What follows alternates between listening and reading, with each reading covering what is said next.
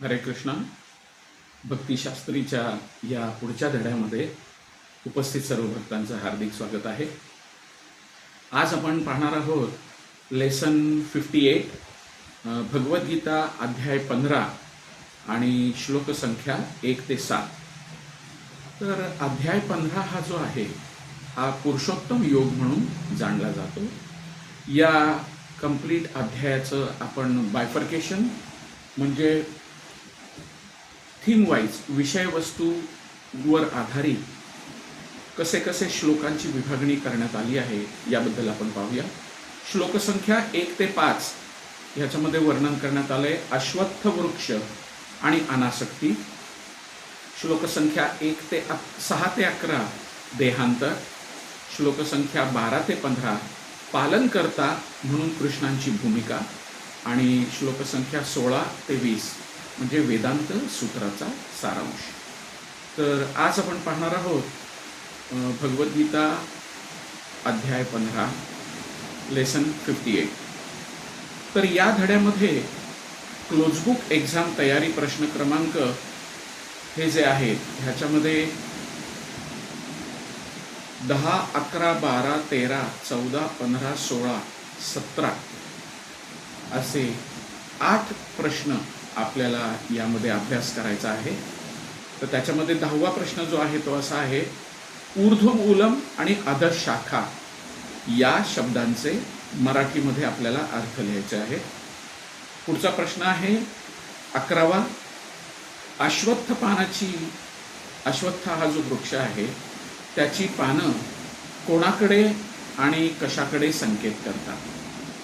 12वा प्रश्न असा आहे की भौतिक जगातला हा जो वृक्ष आहे हा कोणत्या आधारावर स्थित आहे. 13वा प्रश्न असा आहे की या अश्वत्थ वृक्षाचे पोषण कशामुळे होते. त्याच्यानंतर 14वा प्रश्न असा आहे, असंग शस्त्र या शब्दाचा मराठीमध्ये आपल्याला अर्थ लिहायचा आहे. त्याच्यानंतर 15वा प्रश्न असा आहे की ज्याच्यामध्ये आपल्याला सांगायचं आहे 3 उदाहरणं देऊन स्पष्ट करायचं आहे की श्रीकृष्ण हे सृष्टीचे पालन कसे करतात. यासाठी आपल्याला या तात्पर्यांमधनं 3 उदाहरणं शोधायची आहेत श्लोकसंख्या 13 आणि 14 मधनं. त्याच्यानंतर 16 प्रश्न आपल्याला असं दाखवतो, क्षर आणि अक्षर हे शब्द काय दर्शवतात. आणि त्यानंतर आपल्याला शेवटचा जो प्रश्न आहे त्याचं उत्तर असं द्यायचं आहे की पुरुषोत्तम या शब्दाचं तात्पर्य काय आहे. आणि त्यानंतर या धड्यामध्ये आपल्याला काही उपमा पण अभ्यास करायचे आहेत. जसं की 15व्या अध्यायातला 8वा श्लोक, या उपमेची सुरुवात अशी होते, वारा जसा सुगंध घेऊन जातो. ही उपमा तुम्ही योग्य शब्दामध्ये मांडायची आहे. त्यानंतर 9व्या श्लोकामध्ये पाण्यामध्ये एखादा रंग मिसळला तर ही उपमा तुम्हाला विस्तृत करून सांगायची आहे. आणि त्यानंतर 10व्या श्लोकामध्ये धूळ जर मुठीमध्ये ठेवली तर ती मुठीमध्येच राहते. ही जी उपमा आहे तर तिला तुम्ही विस्तार करून सांगायचं आहे. त्याचबरोबर पाठांतराचे श्लोक या धड्यामध्ये 2 आहेत, 7वा श्लोक आणि 15वा श्लोक. त्याची सुरुवात मी तुम्हाला सांगतो. 7वा श्लोक असा आहे, ममाई वांशो जीवलोके. तो श्लोक तुम्ही पूर्णपणे पाठ करायचा आहे, त्याचा शब्दार्थ पाठ करायचा आहे आणि त्याचं भाषांतरही तुम्ही सांगायचं आहे. परीक्षेमध्ये हा विचारला जाईल. आणि 15वा श्लोक आहे त्याची सुरुवात अशी आहे, सर्वस्य चाहम हृदि सन्निविष्ट. तर ह्याचाही शब्दार्थ आणि भाषांतर तुम्ही सांगायचं आहे आणि श्लोक पूर्णपणे पाठ करायचा आहे. ठीक आहे, तर मग आपण या धड्याला सुरुवात करूया की अध्याय 15 याच्यामध्ये भगवंत आपल्याला काय सांगू इच्छित आहेत. आणि या धड्याचं नाव आहे पुरुषोत्तम योग. तर अध्याय 14 मध्ये प्रकृतीचे गुण, त्याच्या शक्ती, ज्या आत्म्याला त्याच्या कार्यक्षेत्रात नियंत्रित करतात आणि चालवतात त्याचं वर्णन 14व्या अध्यायात केलंय. आता भगवान श्रीकृष्ण काय करतायत तर अश्वत्थ वृक्षाचं उदाहरण देऊन संपूर्ण भौतिक जगाचं हे जे प्रतिबिंब आहे त्याची या अश्वत्थ वृक्षाशी तुलना करतायत आणि त्याच्या खालच्या आणि वरच्या शाखांवर स्थिर असलेले विविध कार्यक्षेत्रांसह काय काय गोष्टी आहेत त्याचं वर्णन भगवंत करतायत. श्लोक संख्या 1 ते 5 मध्ये भगवंत एक विषय वस्तू आपल्याला देतात. ती अशी आहे की भौतिक जगापासून कशा पद्धतीने अनासक्त व्हायचं. आता आपण पाहिलं तर यथार्थ जीवनशैलीमध्ये कृष्णाचे सूक्ष्म अंश आपण असल्यामुळे अनेक जीव भौतिक जगतात या अश्वत्थ वृक्षात अडकून त्यांच्या अस्तित्वासाठी संघर्ष करत राहतात. व्यक्तीने कृष्णाप्रती आत्मसमर्पण करून स्वतःला आध्यात्मिक जगात नेणाऱ्या या विपरीत प्रतिबिंबापासून स्वतःला अनासक्त करणं हे खूप आवश्यक आहे. आणि अशा प्रकारे आध्यात्मिक जगतात आपली चेतना कशी वाढेल यावर आपल्याला फोकस करायचा आहे. आता पहिला श्लोक आपण पाहूया की पहिल्या श्लोकामध्ये भगवंत काय सांगतायत. पुरुषोत्तम योग. श्री भगवान वाच ऊर्ध्वमूलम अधशाखम अश्वत्थम प्राहुरव्ययम छंदांसी यस्य पर्णानि यस्तं वेद स वेदविद. श्री भगवान म्हणाले, असा एक शाश्वत वटवृक्ष आहे ज्याचे मूळ वर आहे आणि शाखा खाली आहेत आणि पाने ही वैदिक मंत्र आहेत. जो या वृक्षाला जाणतो तो सर्व वेदांना जाणतो. तर काही मुद्दे या श्लोकामध्ये आपण पाहूया की मुद्दा पहिला की संपूर्ण भौतिक जगाची वटवृक्षाशी का तुलना केली आहे. त्याच्यामध्ये कारण असं आहे की इंद्रिय भोगाच्या कर्मामध्ये गुंतलेल्या जीवात्म्यांसाठी या वटवृक्षाचा शेवट नाही आहे. कारण तो अत्यंत खोलवर असा रुजलेला आहे. आणि ह्याच्यामध्ये दुसरा मुद्दा असा येतो की जीवात्मा या वृक्षाच्या एका फांदीवरून दुसऱ्या फांदीवर फिरत राहतो, पण त्याला या फांदीचा शेवटही सापडत नाही. आता पुढचा मुद्दा पाहू की मग वैदिक स्तोत्रांचं उद्दिष्ट काय आहे. वैदिक स्तोत्रांचं उद्दिष्ट हेच आहे की मनुष्याला हळूहळू उच्च अवस्थेकडे उन्नत करणे. मुद्दा पुढचा पाहू की मग असं असताना या भ्रामक वृक्षाचं स्वरूप समजून घेणं हे का आवश्यक आहे.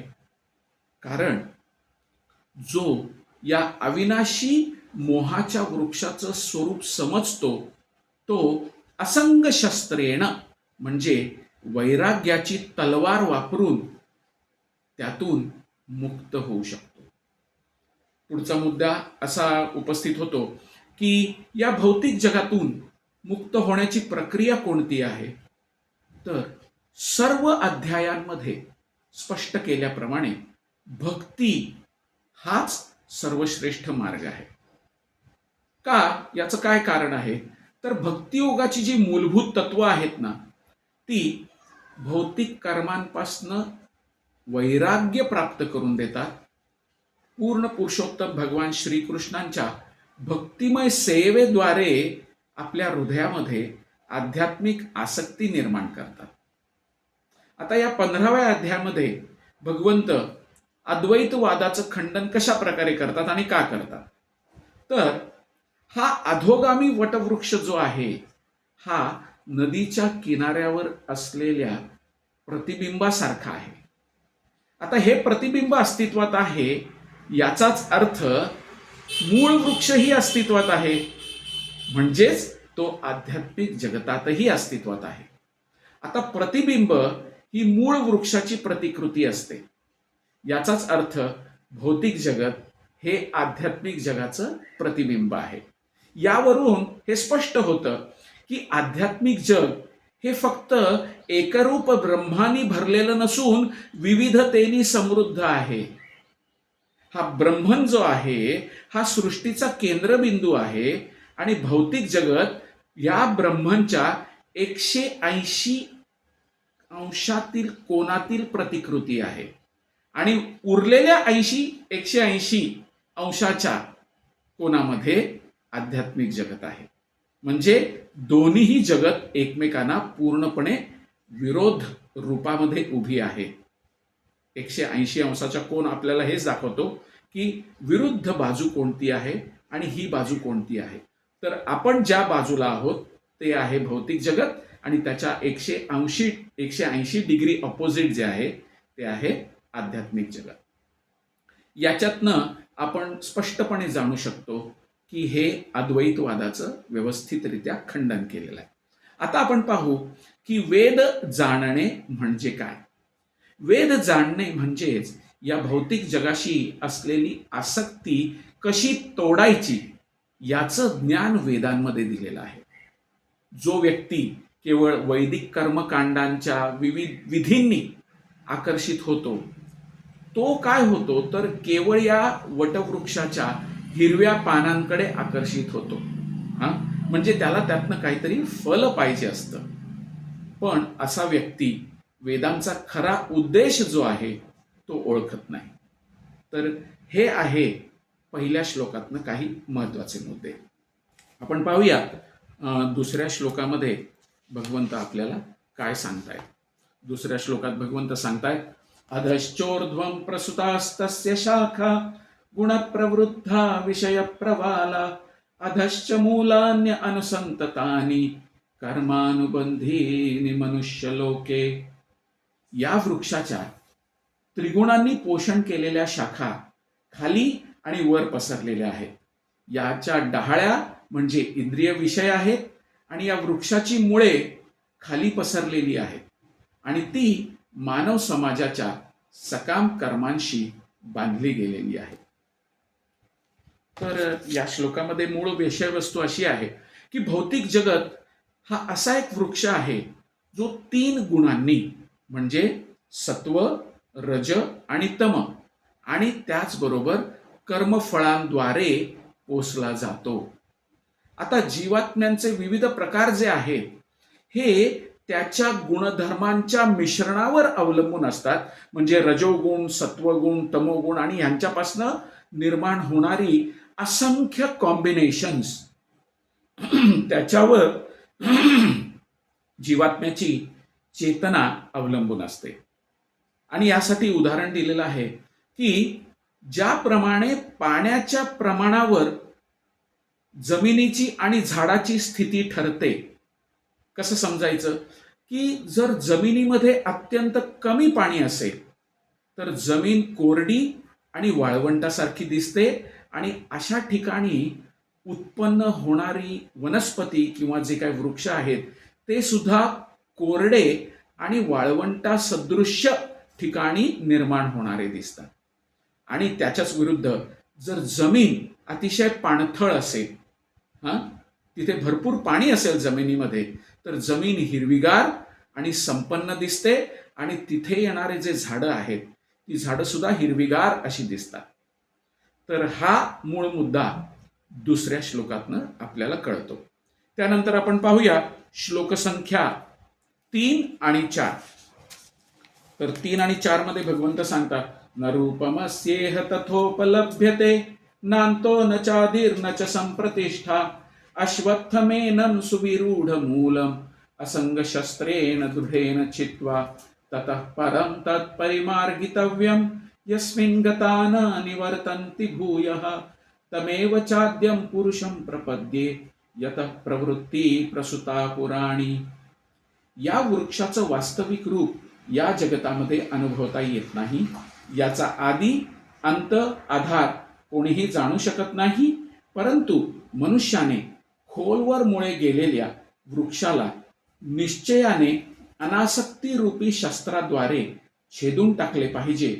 त्यानंतर मनुष्याने असे स्थान शोधावे की ज्या ठिकाणी गेल्यावर पुन्हा परतून यावं लागत नाही, ज्याला परमपुरुषाकडून अनादी काळापासून सर्व गोष्टींचा प्रारंभ आणि विस्तार झाला आहे. त्या परमपुरुषाला त्या ठिकाणी शरण गेले पाहिजे. आता या श्लोकामध्ये श्रील प्रभुपाद आपल्याला अतिशय छान पद्धतीने तात्पर्य देत आहेत आणि त्याच्यात ते सांगतायत की सामान्य विषय काय आहे या शोकाचा, तर या जगात या वृक्षाचं वास्तविक स्वरूप समजून घेता येणार नाहीये. आणि ते समजून जर घ्यायचं असेल आपल्याला, तर आपल्याला वैराग्याची कुऱ्हाड वापरावी लागेल. असंग शस्त्रेण दृढेन चित्वा.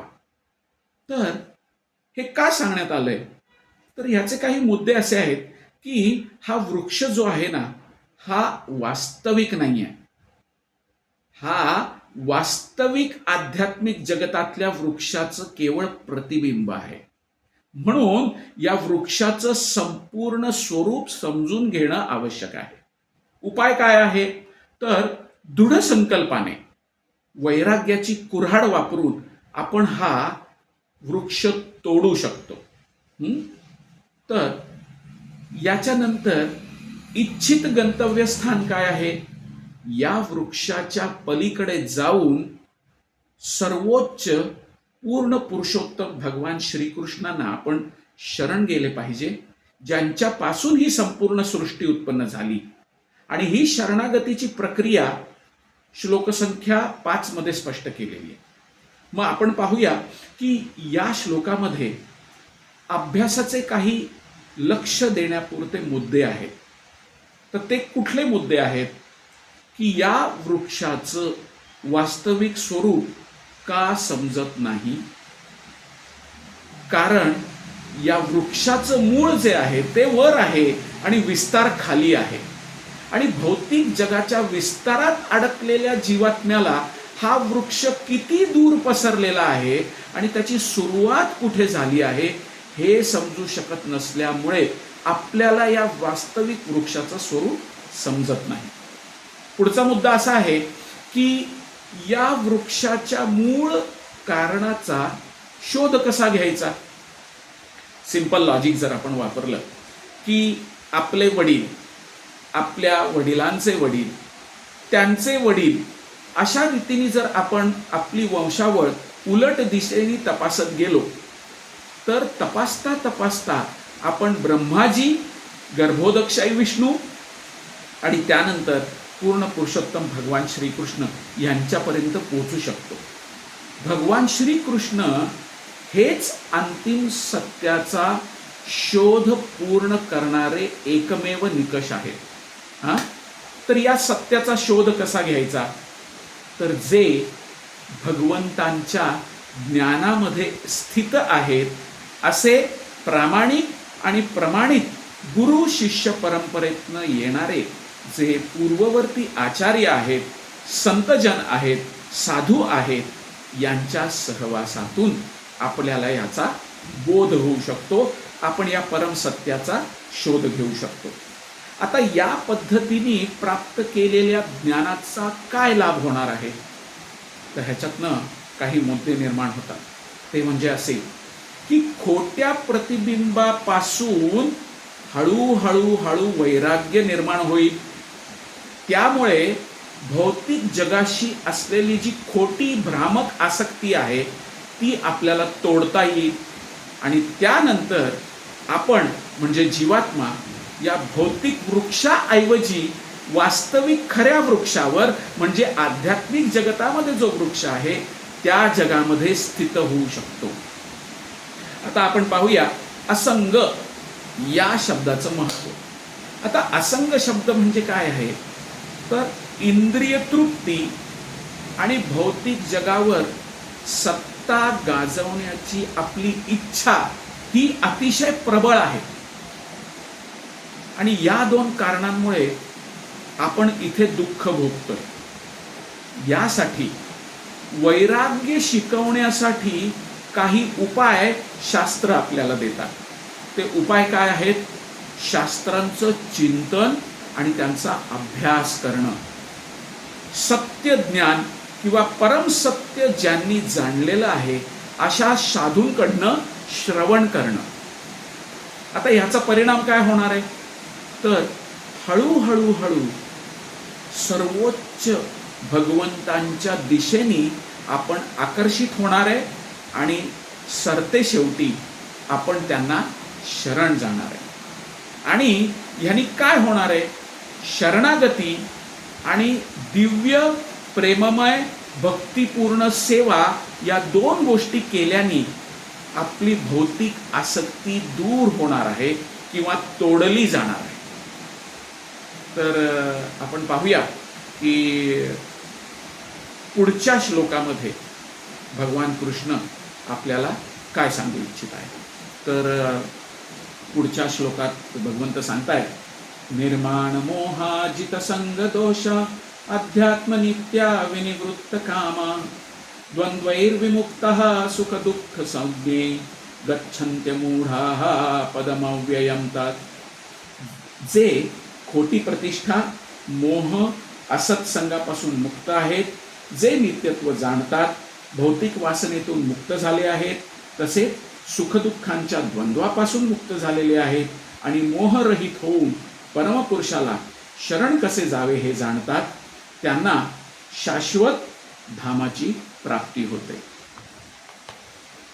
या ठिकाणी काही महत्त्वपूर्ण मुद्दे असे आहेत की कोणत्या गुणधर्मांनी युक्त असलेला जीवात्मा सर्वोच्च पूर्ण पुरुषोत्तम भगवान श्रीकृष्णांना शरण जाऊ शकतो याचं स्पष्टीकरण या श्लोकामध्ये दिलं. पहिलं स्पष्टीकरण पाहूया आपण. खोट्या प्रतिष्ठेपासून मुक्त होणे ही आहे शरणागतीसाठी पहिली पात्रता. कारण काय आहे की बद्ध जीव जो आहे हा अहंकाराने फुगलेला आहे. तो स्वतःला स्वामी समजतो आणि सतत लोकांकडनं मान सन्मानाची अपेक्षा करतो आणि ही वृत्ती शरण जाण्यापासनं बाधक बनते. म्हणून तो भगवंतांना शरण जाऊ इच्छित नाही. आता ह्याच्यावर उपाय काय आहे, तर ज्ञान संपादन करायचं आणि समजायचं की मी स्वामी नाही आहे, तर पूर्ण पुरुषोत्तम भगवान श्रीकृष्ण हे सर्वोच्च भगवान आहेत.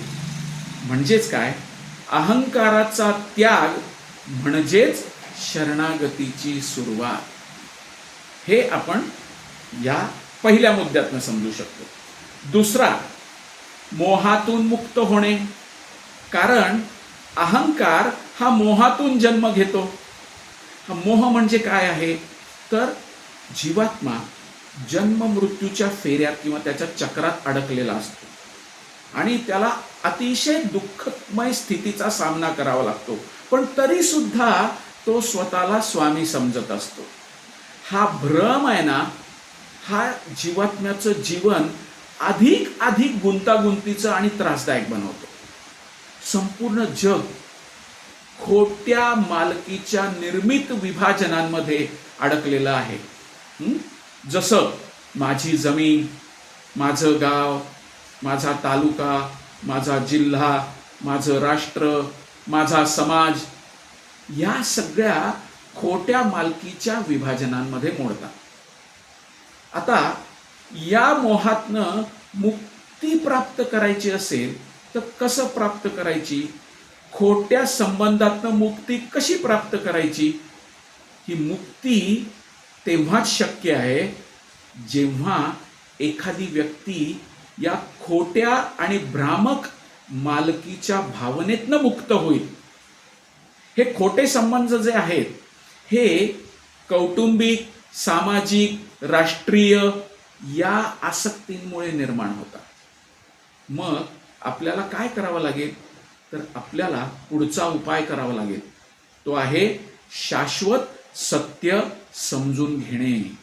जर एखाद्या व्यक्तीने आध्यात्मिक ज्ञान विकसित केलं, खरंच माझं कोणतं आहे आणि कोणतं नाही याचं ज्ञान त्याने प्राप्त केलं, तर हे ज्ञान त्याला अहम ममेती या द्वंद्वाच्या संकल्पनापासून मुक्त करतं. आता ह्यातनं पुढचा मुद्दा जन्माला येतो की द्वंद्वापासून मुक्त कसं व्हायचं. भक्ती मार्गावर यश मिळवण्यासाठी सर्व प्रकारच्या द्वंद्वात्मक संकल्पनांपासून मुक्त होणे आवश्यक आहे. आणि हे मुक्त होण्याचा मार्ग कुठला आहे, तर भौतिक वासनांपासून मुक्त होणे आणि संशय रहित होणे, मनात कोणताही संशय न ठेवणे. म्हणजेच निसंशय होणे. आता निसंशय होणे म्हणजे काय? जेव्हा एखादी व्यक्ती पूर्ण ज्ञान प्राप्त करते तेव्हाच ती कृष्णाला निसंशयपणे शरण जाऊ शकते. तर या मुद्द्यांवरनं आपण समजू शकतो. आता आपण पाहूया की पुढच्या श्लोकामध्ये भगवंत आपल्याला काय सांगतायत. तर पुढच्या श्लोकामध्ये भगवंत सांगतायत, न तद्भासयते सूर्यो न शशांको न पावकः यद्गत्वा न निवर्तन्ते तद्धाम परमं मम. त्या माझ्या परमधामाला सूर्य, चंद्र आणि अग्नी किंवा वीज प्रकाशित करत नाही. जे त्या धामाला पोचतात ते पुन्हा या भौतिक जगतात परत येत नाहीत. अतिशय छान भगवंत उदाहरण देतात. आता याच्यामध्ये एक विषय असा आहे की त्या सर्वोच्च धामाची वैशिष्ट्य दिलेली आहेत, जिथे वैराग्यपूर्ण आणि पूर्ण शरणागती स्वीकारलेला जीवात्मा पोचतो, म्हणजे आपण पोचणार आहोत. जर आपण त्या धामात पोचलो तर तो पुन्हा भौतिक जगतात परत येतो का? तर या ठिकाणी भगवंत सांगतायत की त्या धामामध्ये सूर्य, चंद्र, अग्नी, विजेचा प्रकाश आवश्यक नाही. कारण हे भौतिक जगत ज्याच्यामध्ये आपण आत्ता आहोत हे अंधकारमय असल्यामुळे इथे बाहेरच्या प्रकाशाच्या स्रोताची आवश्यकता आहे. म्हणून इथे आपल्याला सूर्य, चंद्र, अग्नी, वीज या गोष्टींची आवश्यकता भासते. पण जे आध्यात्मिक जगत आहे हे संपूर्ण आध्यात्मिक जगत भगवंतांच्या अंगकांतीतनं निघणारा जो तेजोमय प्रकाश आहे त्याच्यामुळे संपूर्णपणे प्रकाशित झालेला आहे. म्हणजेच काय, हे भौतिक जगत अज्ञानमय आहे आणि आध्यात्मिक जगत गोलोकधाम वृंदावन हे संपूर्णपणे ज्ञानमय असल्यामुळे ते स्वयंप्रकाशित आहे. आता जो जीवात्मा या धामात पोचतो तो पुन्हा भौतिक जगतात परत येत नाही. तर अभ्यास करण्यासाठी काही मुद्दे आहेत, ते मुद्दे आपण पाहू. की सर्वोच्च धामामध्ये कोणत्याही प्रकाशाच्या स्रोताची आवश्यकता का नाही आहे? कारण तिथे सर्व आध्यात्मिक ग्रह जे आहेत हे स्वयंप्रकाशित आहेत आणि त्यांचा तेजोमय प्रकाश ब्रह्मज्योती म्हणून जाणला जातो. संपूर्ण प्रकाश भगवान श्रीकृष्णांचं जे धाम आहे गोलोक धाम वृंदावन तेथून उत्सर्जित केला जातो आणि संपूर्ण आध्यात्मिक जगत हे प्रकाशमय केलं जातं. आता आध्यात्मिक आकाशाच्या 1/4 भागामध्ये महत्त्व असतं जे भौतिक जगत निर्माण करतं आणि भौतिक जगतामध्ये केवळ एकच स्वयंप्रकाशित ग्रह आहे आणि तो म्हणजे सूर्य. पुढच्या मुद्द्यामध्ये आपण पाहूया की जीवांच्या 2 अवस्था कशा आहेत. एक म्हणजे बद्ध अवस्था, ज्याला इंग्रजीमध्ये कंडिशनल स्टेज असं म्हटलं जातं. तर जीवात्मा हा भौतिक अंधकारमय जगात अडकलेला असतो आणि तो स्वतःला भौतिक जगताचा स्वामी समजतो. आणि दुसरी स्टेज आहे मुक्त अवस्था, म्हणजे लिबरेटेड स्टेज. जे मुक्त जीवात्मा आहेत ते काय होतात, त्यांचं काय होतं तर भौतिक वृक्षाचं खोटं प्रतिबिंब तोडून हे मुक्त जीवात्मा आध्यात्मिक आकाशात प्रवेश करतात. ते कृष्णांचे सहचारी होतात, चिरंतन आनंद आणि पूर्ण ज्ञान प्राप्त करतात आणि पुन्हा या भौतिक जगतात परतून येत नाहीत. आता पुढचा मुद्दा असा येतो की बद्ध आत्म्यांसाठी सर्वोच्च धामाची माहिती का दिली जाते? तर ती माहिती ऐकून, भगवंतांबद्दलचं वर्णन ऐकून, भगवंतांच्या धामाचं वर्णन ऐकून जीवात्मा आकर्षित व्हावा आणि मुक्ती मार्गावर त्यांनी स्वतःची प्रगती करावी, यासाठी सर्वोच्च धामाची माहिती भगवंत आपल्याला देतात. आता जीवात्म्यांनी आध्यात्मिक जगतात जाण्याची तीव्र इच्छा बाळगावी आणि भौतिक जगाच्या खोट्या भ्रामक प्रतिबिंबातनं त्यांनी बाहेर पडावं, यासाठी हा सगळा खेळ भगवंत रचतात. जर तो जीवात्मा भौतिक जगताच्या आसक्तीत अडकला तर हा वृक्ष जो आहे हा तोडणं त्याला कठीण जाईल. म्हणून भगवंत त्याला सर्वोच्च धामाची माहिती देतात. आता या ठिकाणी कृष्ण भावनामृत वातावरण कशी जीवात्म्याला मदत करते, तर कृष्ण भावनामृत वातावरण जे आहे म्हणजेच जीवात्म्याने भगवान कृष्णांप्रती विकसित करावी लागणारी जी चेतना आहे ती चेतना हळूहळू हळू जीवात्म्याला भौतिक आसक्तीपासून मुक्त होण्यासाठी मदत करते. आता या भौतिक आकर्षणापासून मुक्त होण्याचा एकमेव पर्याय कुठला आहे, तो आहे भगवंतांची भक्ती. आता भक्ती म्हणजे काय, तर केवळ भगवी वस्त्र परिधान केली तर मुक्ती मिळणार आहे का? भगवंत म्हणतात नाही.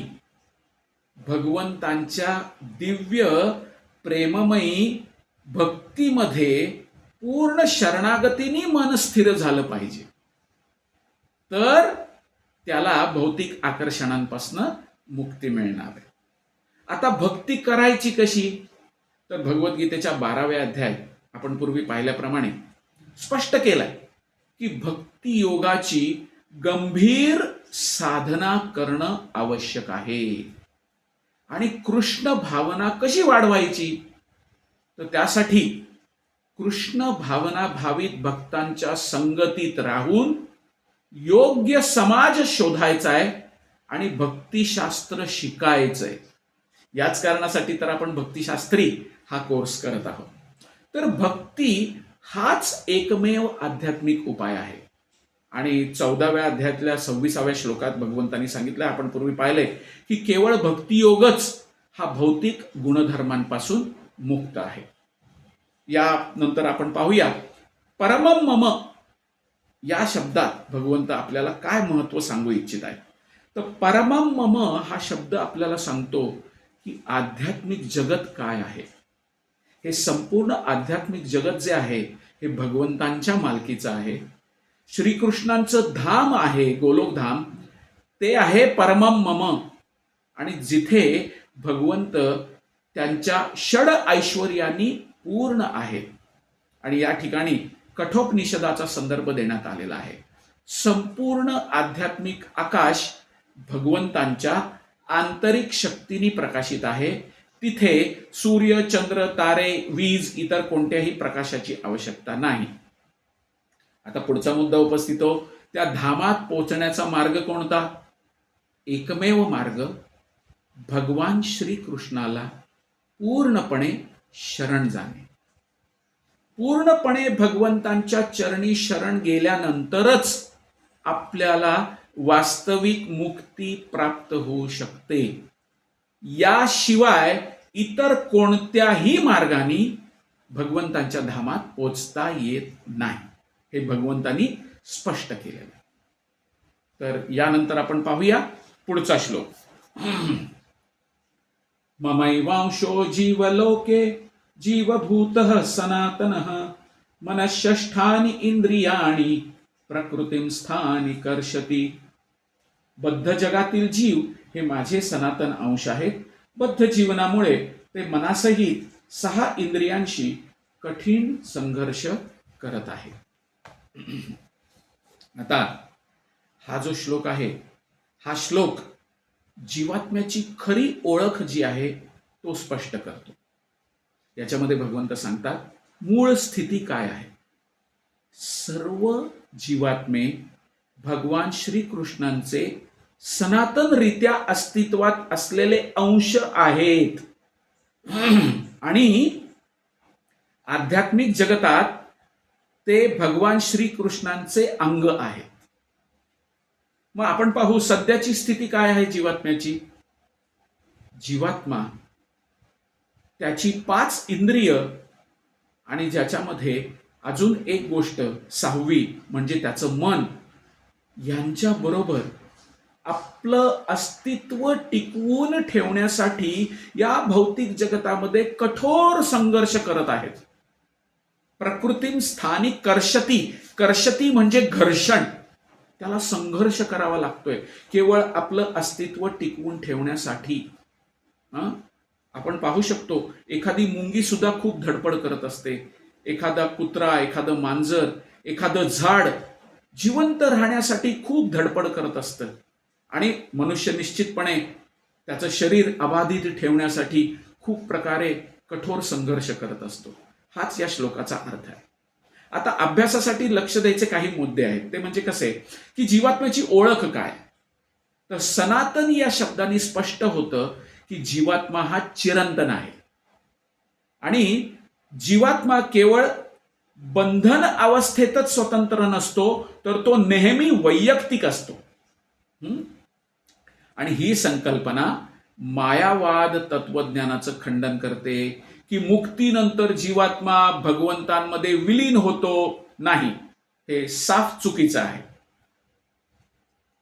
तो नेहमीच शाश्वतरित्या भगवंतांचा सनातन रूपे शाश्वत अंश आहे आणि मुक्तीनंतर सुद्धा तो भगवत धामामध्ये त्याचं वैयक्तिक अस्तित्व टिकवून ठेवतो. हे आपण समजून घेतलं पाहिजे.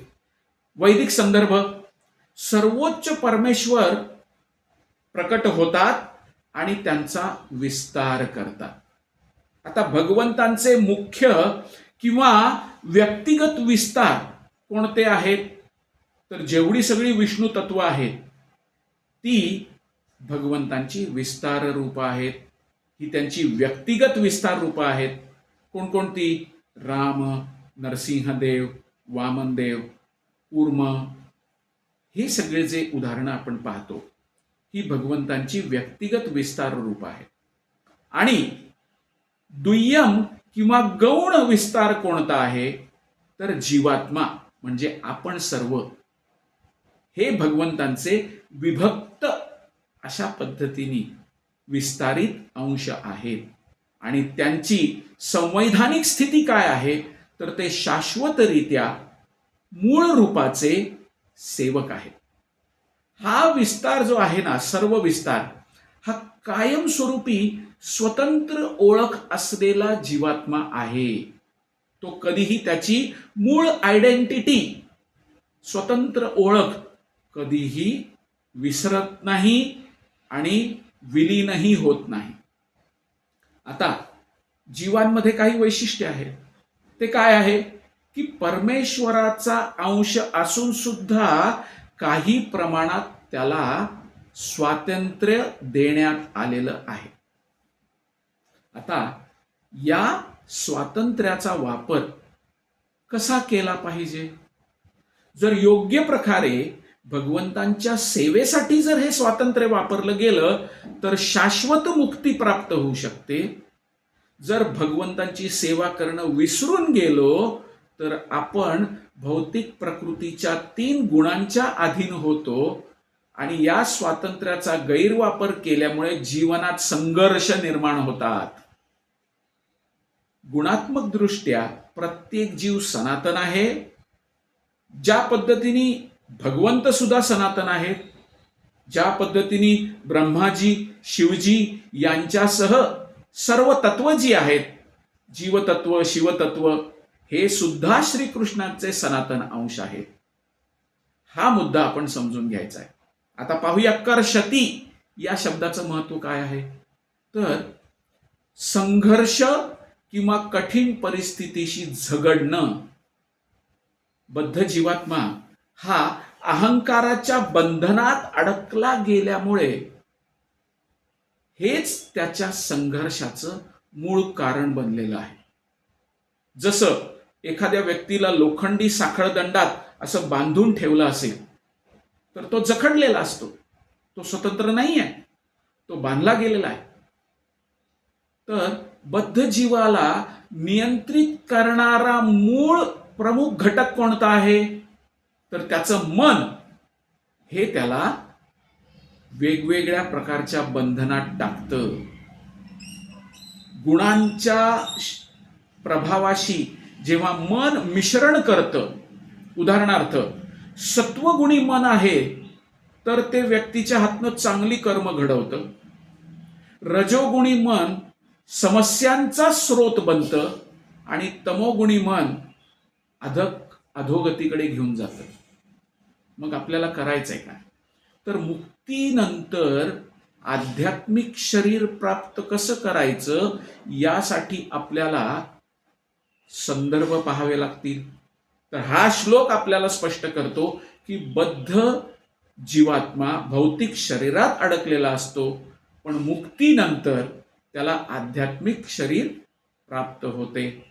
यासाठी संदर्भ दिलेला आहे मध्यांदिन श्रुती. तर आध्यात्मिक जगतामध्ये जीवाला आध्यात्मिक शरीर प्राप्त होतं आणि त्या मुक्तावस्थेत तो भगवंतांशी प्रत्यक्ष संवाद साधू शकतो. Establishment of connection. आणि स्मृतींमध्ये सुद्धा सांगितलेलं आहे की मुक्त झालेला जीव भगवंतांसारख्याच रूपात राहतो आणि त्यांच्या विविध विष्णू मूर्तींच्या विस्ताराप्रमाणे स्वतःचं जीवन व्यतीत करतो. आध्यात्मिक जगतात वैकुंठ लोकामध्ये प्रत्येक जीवात्म्याला चतुर्भुज रूप प्राप्त होऊ शकतं. तर त्यानंतर आपण पाहू ममैवांश या शब्दाचा अर्थ काय. तर जीव हा परमेश्वराचा अंश आहे.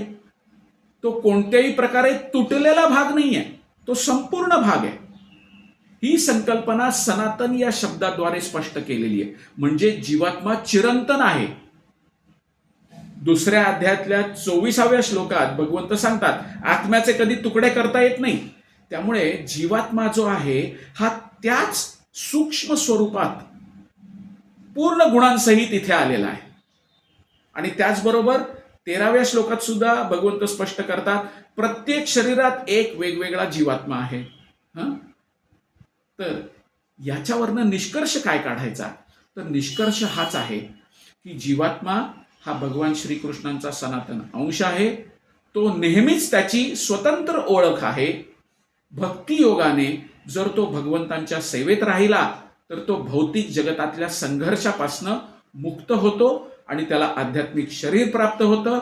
मायावाद संकल्पना चुकीची आहे, कारण जीव कायमस्वरूपी स्वतंत्र अस्तित्व ठेवतो आणि त्याचं मूळ कार्य आहे भगवंतांची सेवा करणे. हे तो कधीही गमावत नाही. त्यामुळे मायावादाची संकल्पना साफ चुकीची ठरते. आता आपण पाहूया संक्षिप्त सारांश.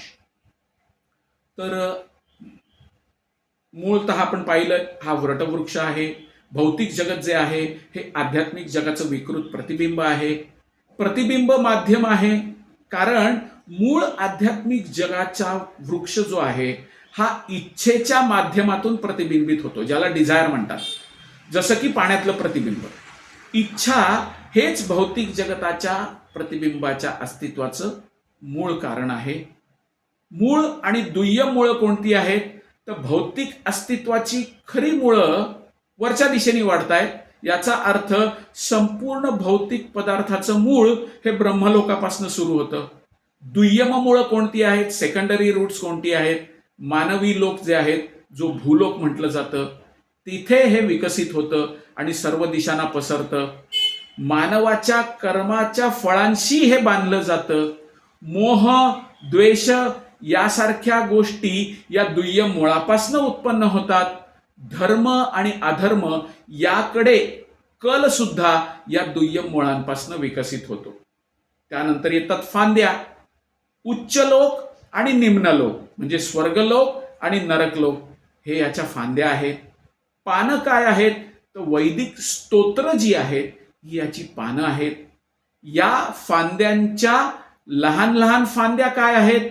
तर इंद्रिय विषय म्हणजे सेन्स ऑब्जेक्ट्स हे या फांद्यांच्या लहान लहान फांद्या आहेत.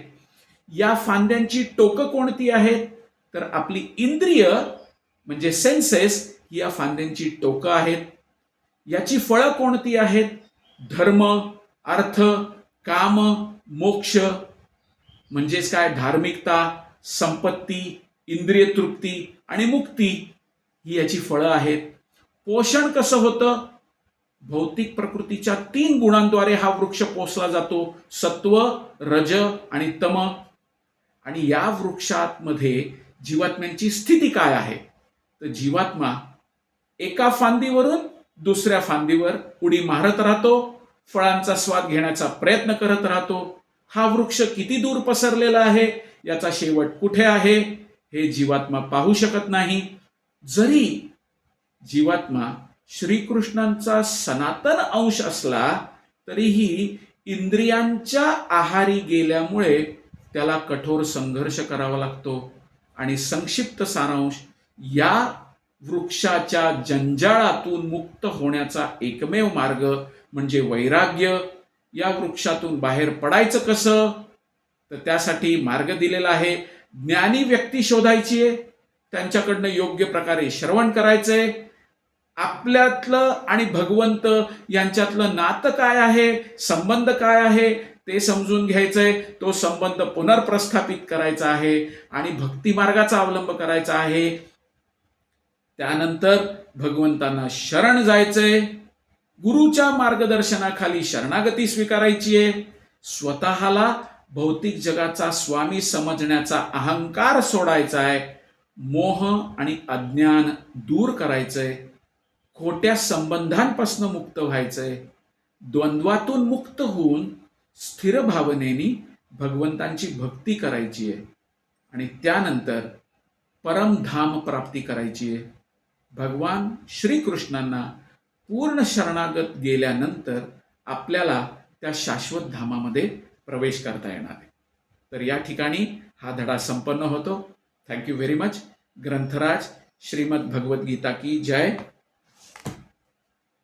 श्रील प्रभुपाद की जय. निताई गौर प्रेमानंदे. हरि बोल.